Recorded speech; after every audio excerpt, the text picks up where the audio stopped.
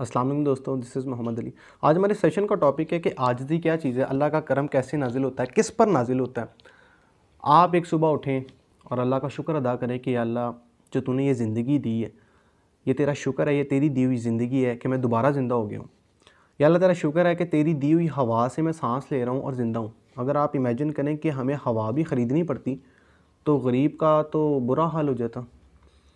आप शुक्र करें कि या अल्लाह कि ये पानी जो मैं पी रहा हूँ ये तेरा दिया हुआ है, या अल्लाह तेरी नेमत है। और इसके साथ साथ बड़ी अहम चीज़, अल्लाह से ये दुआ मांगे कि अल्लाह तूने इस दुनिया पे मुझे जिस ड्यूटी पर मामूर किया है, मुझे उसको निभाने वाला, उसको पूरा करने वाला बना। अच्छा, अब आपकी ड्यूटी क्या है? अल्लाह ताला कुरान में फरमाते हैं कि मैं, इसका मफ़हूम है कि मैंने इस दुनिया में कोई भी चीज़ बेमकसद पैदा नहीं की। इसका मतलब हर इंसान का इस दुनिया में आने का कोई ना कोई मकसद है। आप अपना मकसद तलाश करें। हर बंदे का मकसद क्या है? देखिए, हर बंदे का कोई ना कोई मकाम है। अल्लाह ताला ने उसको इस दुनिया में कोई ड्यूटी असाइन की है।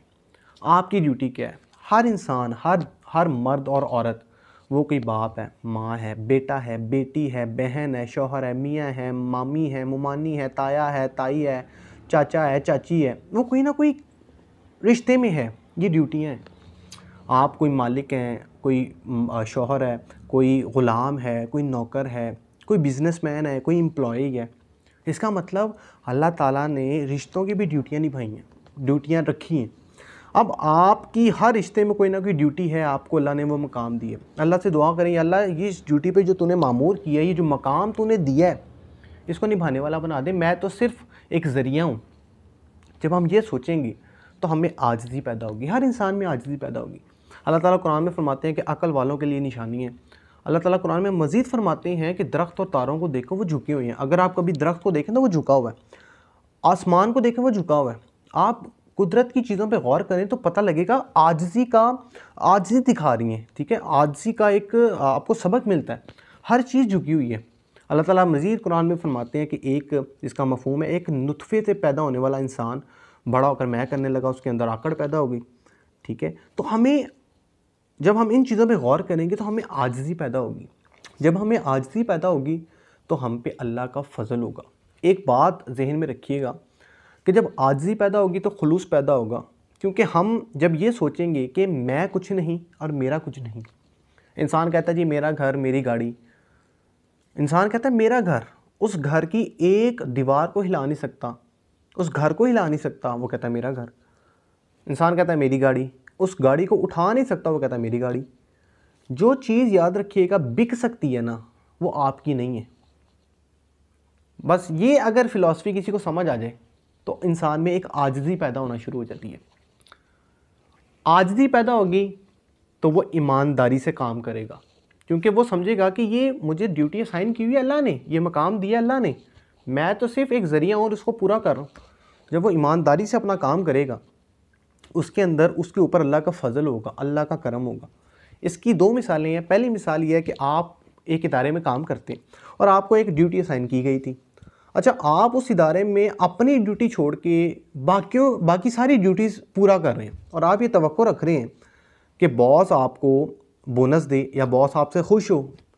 बॉस तो आपको उल्टा निकालने की सोच रहा है, क्योंकि आप उस इदारे में अपनी ड्यूटी छोड़ के सारी ड्यूटियाँ अंजाम दे रहे हैं। उसी तरह हम दुनिया में अल्लाह ताला ने जिस ड्यूटी, जिस मकाम पे रखा है हमें, हम उस मकाम को कहीं ना कहीं शायद भूल के बाकी सारी ड्यूटियाँ निभाना शुरू हो गए और फिर हम कह रहे होते हैं कि अल्लाह का फ़ज़ल क्यों नहीं हो रहा, अल्लाह का करम क्यों नहीं हो रहा। इसकी दूसरी मिसाल ऐसे है कि मिसाल के तौर पे आपने एक मज़दूर को मज़दूरी पे लगाया और आपने कहा जी ये काम है और उसको एक काम असाइन कर दिया और आपने ये कहा कि मैं शाम तक ये काम हो जाना चाहिए और आपने उसे 1000 मज़दूरी मुकर्रर की। अच्छा, आपने देखा कि आपकी गैर मौजूदगी में उसने काम में डंडी मारना शुरू कर दी। शाम जब हुई तो आपने उसको 1000 की जगह 800 या 900 दिया। क्यों? क्योंकि उसने अपना काम ईमानदारी से नहीं किया था। इसके उल्ट अगर मिसाल के तौर पे आपकी गैर मौजूदगी में उसने काम अच्छा किया और वो काम किया जो आपने उसको असाइन किया था और बड़े अच्छे तरीके से किया, तो आप 1000 भी देंगे और हो सकता है 100 रुपया ऊपर भी दें, 1100 दें। वो 100 जो है आपने उसको बोनस के तौर पे दिया, जो कि आप कह सकते हैं कि आपने उस पर फजल किया या करम किया। हालांकि वो उसकी डिमांड नहीं कर सकता था, क्योंकि आपका एग्रीमेंट 1000 मजदूरी का हुआ था। वो 100 रुपया आपने अपनी खुशी से दिया कि उसने बड़ी ईमानदारी से और अच्छे तरीके से काम किए। तो जब हम अपना मकाम और अपनी ड्यूटी जो अल्लाह ताला ने हमें दी है, जब हम वो अच्छे तरीके से निभाएंगे, तो हम ईमानदारी से जब काम करेंगे, तो मालिक हमसे खुश होकर हम पे अपना फजल और करम नहीं करेगा। और इसके बाद अल्लाह के करम की दलील है, अल्लाह के फजल की दलील है कि वो इंसान सखी हो जाए, आप सखी हो जाएं। कैसे? अल्लाह ताला कुरान में फरमाते हैं, जिसका मफहूम है कि अल्लाह ताला बखील को दोस्त रखता नहीं और सखी से दोस्ती तोड़ता नहीं। मफहूम।